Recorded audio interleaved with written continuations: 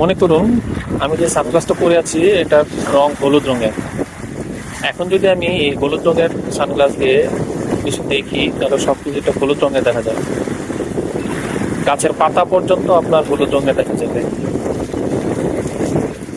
এখন যদি আমি সবসময় এই চশমাটা পরে থাকি তাহলে আমাকে কোনোভাবে বোঝানো যাবে না যে গাছের পাতা সবুজ রঙের। আমি এটা মেনে নেব না কখনোই যে গাছের পাতা সবুজ রঙের। গাছের পাতা অলওয়েজ আমার কাছে মনে হবে হলুদ রঙের। এই উদাহরণটার মানে হচ্ছে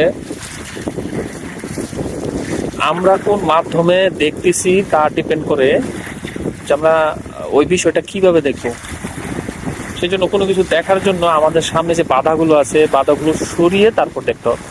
আমরা কি করি ওটার মাধ্যমেই দেখি, সেই জন্য আমাদের দৃষ্টিভঙ্গি পরিবর্তন হয় না এবং প্রকৃত দৃশ্যটা আমরা বুঝতে পারি না। আমাদের যদি প্রকৃত দৃশ্যটা বুঝতে হয় তাহলে চোখের সামনে যে বাধাগুলো আছে সেগুলো সরিয়ে তারপর আপনার ওই বিষয়টা দেখতে হবে। তা না হলে হলুদ রঙের চশমা পরে সবুজ রঙের পাতাকে আপনার হলুদ রঙেরই মনে হবে।